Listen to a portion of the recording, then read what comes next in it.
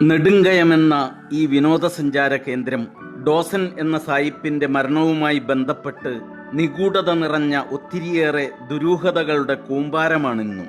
കരിമ്പുഴയുടെ ആഴങ്ങളിൽ മുങ്ങിപ്പോയ ഡോസൻ സായിപ്പിന്റെ അകാല അപകട മരണവുമായി ഇഴചേർന്ന് ഇരുൾ മൂടിക്കിടക്കുന്നത് ഷെർലക് ഹോംസിന്റെ അപസർപ്പക കഥകളെപ്പോലും നിഷ്പ്രഭമാക്കുന്ന ഞെട്ടിക്കുന്ന കഥകളാണിന്നും വാമൊഴിയായും വരമൊഴിയായും വന്യമായ നിബിഡ വനമലയോരങ്ങളിൽ ശേഷിക്കുന്നത്. മികച്ചൊരു പരിസ്ഥിതി വിനോദസഞ്ചാര കേന്ദ്രമാണ് നെടുങ്കയം. ഏകദേശം ഒരു നൂറ്റാണ്ട് മുമ്പ് ഈ വനമേഖലയിൽ കരിമ്പുഴയിലും തൊട്ടടുത്ത ചെറുപുഴയിലും ഓരോ പാലങ്ങളും ഒപ്പം ഇങ്ങോട്ടുള്ള റോഡും പിന്നെ ബ്രിട്ടീഷുകാർക്ക് താമസിക്കാൻ സുഖവാസത്തിന് ബംഗ്ലാവും നിർമ്മിച്ചത് സായിപ്പന്മാർക്ക് ഇവിടെ നായാട്ടിനും വനത്തിൽ നിന്ന് മരം കടത്തി കൊണ്ടുപോകുന്നതിനും കാട്ടാനയെ പിടിച്ച് മെരുക്കിയെടുക്കുന്നതിനും വേണ്ടിയൊക്കെ തന്നെയായിരുന്നു. മാത്രമല്ല, വെള്ളക്കാർ ഷൊർണൂരിൽ നിന്ന് നിലമ്പൂരിലേക്ക് റെയിൽപാതയൊരുക്കിയതും ഇവിടുത്തെ മരവും മറ്റു വനവിഭവങ്ങളും കടത്തിക്കൊണ്ടുപോകുന്നതിനു വേണ്ടിയും കൂടിയായിരുന്നു. British forest engineer ES Dawson എന്ന സായിപ്പായിരുന്നു ഒരു നൂറ്റാണ്ടു മുന്നേ, അതായത് 930 നെടുങ്കയത്തെത്തി ഇന്നീ കാണുന്ന നിർമ്മാണ പ്രവർത്തികൾക്ക് നേതൃത്വം കൊടുത്തത്. ചരിത്രത്തിന്റെ ഒളിമങ്ങാത്ത ശേഷിപ്പുകളും പ്രകൃതി ഭംഗിയും ചേർന്ന് അത്യപൂർവ ചാരുതയൊരുക്കി വച്ചിരിക്കുന്ന പ്രദേശമാണ് നെടുങ്കയം. മലകളും പുഴകളും താഴ്വാരവും അതിശയിപ്പിക്കുന്ന ദൃശ്യവിരുന്നൊരുക്കിയ ഈ നെടുങ്കയത്ത് ഒരിക്കൽ വന്നൊന്ന് കണ്ടാൽ നിങ്ങൾക്ക് വീണ്ടും ഇവിടേക്ക് വരാൻ ആഗ്രഹമുണ്ടാകുമെന്നത് സ്വാഭാവികമാണ്.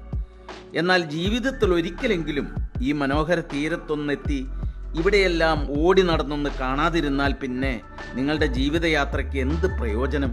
കൂട്ടുകാരോടൊപ്പമാകാം, കൂട്ടുകാരനോടോ കൂട്ടുകാരിയോടോ ഒപ്പമാകാം, ജീവിത പങ്കാളിയോടൊപ്പമാകാം, മക്കളോടും മാതാപിതാക്കളോടും ഒപ്പമാകാം, സ്കൂളുകളിൽ നിന്നും കോളേജുകളിൽ നിന്നും പഠന സംഘമായിട്ടാകാം, സ്ഥാപനങ്ങളിൽ നിന്ന് വൺ ഡേ ട്രിപ്പായിട്ടാകാം.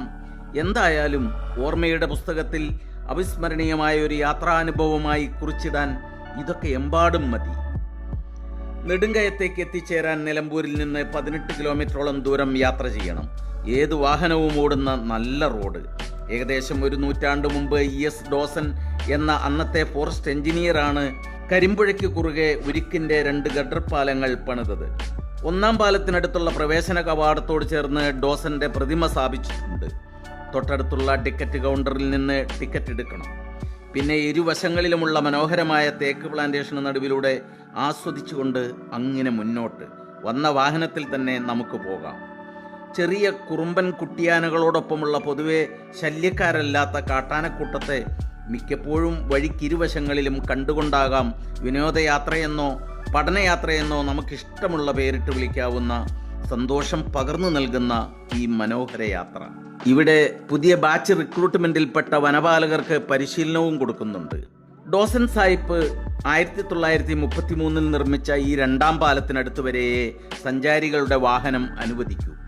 2ാം പാലം കടന്ന് അക്കരയ്ക്ക് പോകുന്നതിന് മുന്നേ നമുക്ക് ഡോസൻ നിർമ്മിച്ച ബംഗ്ലാവ് ഒന്ന് കാണാം. അതിനു മുമ്പേ പാലത്തിനും ബംഗ്ലാവിനുമിടയിൽ കാണുന്ന ഈ ശില്പങ്ങളെപ്പറ്റി പിന്നീട് പറയാം. ഇവിടെ നിന്നാൽ നമുക്ക് കരിമ്പുഴയും പുഴയ്ക്കക്കരെ വനമേഖലയും കാണാം. ഈ പുഴയിൽ എഞ്ചിനീയർ ഡോസൻ സായിപ്പ് മുങ്ങി മരിച്ചെന്നാണ് ചരിത്രം പറയുന്നത്. ഡോസൻ സായിപ്പിന്റെ മരണവുമായി ബന്ധപ്പെട്ട് ആദിവാസി വിഭാഗക്കാരും നാട്ടുകാരുമെല്ലാമായിരുന്ന പഴമക്കാരിൽ നിന്ന് തലമുറകളായി ഇന്നുള്ളവർക്ക് പകർന്നു കിട്ടിയ ശേഷിക്കുന്ന കഥകൾ ആരെയും സ്തബ്ധരാക്കുന്നതാണ്. 9 പതിറ്റാണ്ട് മുമ്പ്, കൃത്യമായി പറഞ്ഞാൽ 1938 ഒക്ടോബർ മാസത്തിലെ ഒരു സായാം സന്ധ്യയിലാണ് സായിപ്പിന്റെ ജഡം നിലമ്പൂരിൽ നിന്നെത്തിയ ഒരു മുങ്ങൽ വിദഗ്ധൻ പാലത്തിന് താഴെ പാറക്കുഴിയിൽ നിന്ന് മുങ്ങിയെടുക്കുന്നത്. ഡോസൻ 2 ഇരുമ്പ് പാലങ്ങളും ബംഗ്ലാവും മാനപ്പന്തിയും ഉണ്ടാക്കിയെന്നും പാലത്തിന് താഴെ കുളിക്കുമ്പോൾ കുഴിയിൽ വീണ് മരിച്ചെന്നും ഡോസന്റെ മൃതദേഹം നെടുങ്കയത്ത് സംസ്കരിച്ചെന്നുമാണ് ആകെ സ്ഥിരീകരിക്കപ്പെട്ട് ഇന്ന് ഔദ്യോഗികമായി ലഭ്യമായിട്ടുള്ള വിവരം. ഇക്കാര്യങ്ങൾ ആവശ്യത്തിലധികം ഇടങ്ങളിൽ വ്യാപകമായി ആലേഖനം ചെയ്യപ്പെട്ടതായും നമുക്ക് കാണാൻ കഴിയും. എന്നാൽ ഡോസനെക്കുറിച്ച്, ഡോസന്റെ അകാലത്തിലുള്ള ദുരൂഹ മരണത്തെക്കുറിച്ച് കൂടുതലറിയാൻ ആഗ്രഹിക്കുന്നവർക്ക് ആധികാരികമായ രേഖകളൊന്നും തൽക്കാലം ലഭ്യമല്ല താനും. കൂടുതൽ അന്വേഷിക്കാൻ ഞങ്ങൾ തയ്യാറായപ്പോൾ സുഹൃത്തായ ഒരു വനം വകുപ്പ് ഉദ്യോഗസ്ഥൻ പറഞ്ഞതനുസരിച്ച് നിലമ്പൂരിലുള്ള ഒരു അശോകനെ ബന്ധപ്പെട്ടു. അദ്ദേഹത്തിനും ഊഹാപോഹങ്ങളും വാമൊഴിയായി കേട്ടറിഞ്ഞതും മാത്രമാണ് ഇപ്പോൾ അറിയാവുന്ന വിവരം. എന്നാൽ അദ്ദേഹം നിലമ്പൂരിനെ കുറിച്ചുള്ള ചരിത്രം എഴുതാൻ ഒരുങ്ങുമ്പോൾ ഡോസൻ അതിലൊരു ഭാഗമാണെന്ന് ഞങ്ങളോട് പറഞ്ഞു. അതിലേക്ക് ആവശ്യമായ വിവരങ്ങൾ അന്വേഷണത്തിലാണെന്നും അദ്ദേഹം പറഞ്ഞു. അതുകൊണ്ട് വൈകാതെ ഞാനും അദ്ദേഹവും ഒന്നിച്ച് ഡോസനുമായി ബന്ധപ്പെട്ട് രാജ്യത്തിനകത്ത് ലഭ്യമായ എല്ലാ വിവരവും തപ്പി കണ്ടുപിടിക്കാനും അശോകേട്ടൻ നിലമ്പൂരിൻ്റെ ചരിത്രം എഴുതുമ്പോൾ ഒപ്പം ഞാനൊരു കഥ എഴുതാനും തീരുമാനിച്ചിട്ടുണ്ട്. അക്കാര്യങ്ങളൊക്കെ പിന്നീട് പറയാം. അതിനു മുമ്പായി ഇപ്പോൾ ഞാൻ ഇവിടെ ഡോസനെക്കുറിച്ചുള്ള ചില കേട്ടറിവുകൾ പറയാം. അതിങ്ങനെയാണ്. ഡോസൻ കൂടുതൽ സമയം വെള്ളത്തിൽ മുങ്ങിക്കിടക്കുന്നതിൽ വിദഗ്ധനായിരുന്നു. കരിമ്പുഴയിലെ നെടുങ്കയത്തിൻ്റെ ആഴങ്ങളിലേക്ക് ഊളിയിട്ട് മുങ്ങാങ്കുഴിയിടുന്ന ഡോസൻ അദ്ദേഹത്തിൻ്റെ ഭാര്യ പാലത്തിന് മുകളിൽ നിന്ന് 120 എണ്ണുന്നത് വരെയൊക്കെ പൊങ്ങാതെ മുങ്ങിക്കിടക്കുമായിരുന്നു എന്ന് പ്രദേശവാസികൾ സാക്ഷ്യപ്പെടുത്തിയിരുന്നു. ഡോസൻ ഭാര്യയുടെ വിരലിൽ അണിയിച്ച വിവാഹമോതിരം അവർ കയത്തിലേക്ക് എറിഞ്ഞാൽ അത് മുങ്ങിയെടുത്തു കൊടുക്കുന്നതുമൊക്കെ അയാളുടെ ഇഷ്ടവിനോദങ്ങളിൽ ഒന്നായിരുന്നുവത്രേ. 1-ാം പാലവും തുടർന്ന് 2-ാം പാലവും നിർമ്മിച്ചതോടൊപ്പം ബംഗ്ലാവും പണിത് ഇവിടെ ഭാര്യയോടൊത്ത് താമസിച്ചുകൊണ്ടാണ് ഡോസൻ മലയോരത്തിൻ്റെ മനം കവർന്നത്. തേക്ക് കൊണ്ടുപോകുന്നതിന് ചെറുപുഴയ്ക്കും വൻപുഴയ്ക്കും കുറുകെ 2 ഇരുമ്പ് പാലങ്ങൾ ഉണ്ടാക്കാൻ നിയോഗിക്കപ്പെട്ട ഡോസൻ പക്ഷേ നെടുങ്കയത്ത് സ്ഥിരമായി താമസിക്കുന്നതിനുള്ള ഒരുക്കങ്ങൾ രഹസ്യമായി നടത്തിക്കൊണ്ടിരുന്നു. തന്നെ ഏൽപ്പിച്ച ജോലിയിൽ നിന്ന് ഒരല്പം വഴിമാറി സഞ്ചരിച്ച ഡോസൻ വനത്തിൽ 5ഓളം ആനപ്പന്തികൾ കൂറ്റൻ തേക്ക് തടി കൊണ്ട് നിർമ്മിച്ചു. വനത്തിൽ വൻ വാരിക്കുഴികൾ കുത്തി അതിൽ വീഴുന്ന ആനകളെ പന്തിയിലിട്ട് താപ്പാനകളെ ഉപയോഗിച്ച് മെരുക്കിയ ശേഷം ആവശ്യക്കാർക്ക് വിറ്റിരുന്നു എന്നതും വസ്തുതയാണ്. ആനപ്പന്തിയെക്കുറിച്ചും അടുത്ത വീഡിയോയിൽ പറയാം. നിലമ്പൂർ ചന്തക്കുന്നിൽ 1898 നിർമ്മിച്ച DFO ബംഗ്ലാവിൽ സബ് കൺസർവേറ്റർ എന്ന പേരിൽ അറിയപ്പെട്ടിരുന്ന അന്നത്തെ DFOയോടൊപ്പം താമസിച്ച് അവിടെ നിന്നും അതിരാവിലെ കുതിരപ്പുറത്തും ഒരു ജീപ്പിലുമൊക്കെയാണ് നിത്യേന ഡോസൻ 10-18 കിലോമീറ്റർ ദൂരെയുള്ള നെടുങ്കയത്തേക്ക് എത്തിയിരുന്നത്.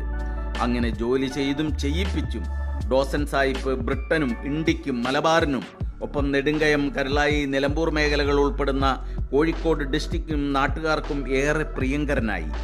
അതിനിടയിലാണ് ഡോസന്റെ ഭാര്യയായ ആ മദാമക്കുട്ടിയുടെ നിലമ്പൂരിലേക്കുള്ള വരവ്. നീലക്കണ്ണുകളും സ്വർണ്ണമുടിയുമുള്ള, പുഞ്ചിരിക്കുമ്പോൾ വസന്തം വിരുന്നു വന്നോ എന്ന് കവികൾ പോലും സംശയിക്കുന്ന, മണികിലുക്കം പോലെ ശബ്ദ സൗകുമാര്യത്തിൽ ഇംഗ്ലീഷ് മാത്രം പറയാനറിയുന്ന, അപ്സരസിനെ പോലെ അങ്കലാവണ്യം വഴിഞ്ഞൊഴുകിയിരുന്ന, ആരെയും ഭാവഗായകനാക്കുന്ന അതിസുന്ദരിയായിരുന്നു ആ വെള്ളക്കാരി പെണ്ണ്. നെടുങ്കയത്ത് കണവൻ ഡോസൻ മരം കൊണ്ട് നിർമ്മിച്ച മനോഹരമായ ബംഗ്ലാവിൽ അവൾ തൻ്റെ പ്രിയതമനോടൊപ്പം താമസിച്ചു. അവളെ ഒരു നോക്ക് കാണാൻ സ്ത്രീകൾ ഉൾപ്പെടെ ആബാലവൃദ്ധം ജനങ്ങൾ അക്കാലത്ത് വഴിയോരത്ത് കാത്തുനിന്നിരുന്നു. പക്ഷേ ഞെട്ടിക്കുന്ന ആ മരണവാർത്ത അന്ന് മലയോര മേഖലയെ പ്രകമ്പനം കൊള്ളിച്ചു. ഡോസന്റെ മരണം, ഡോസന്റെ ശവകുടീരം, ആനപ്പന്തി, മാഞ്ചീരിമലയിലെ ഗുഹാവാസികളായ പ്രാക്തന ഗോത്രവിഭാഗക്കാർ, മാതനും കരിക്കയും, ഇതെല്ലാം 2-ാം ഭാഗത്തിൽ.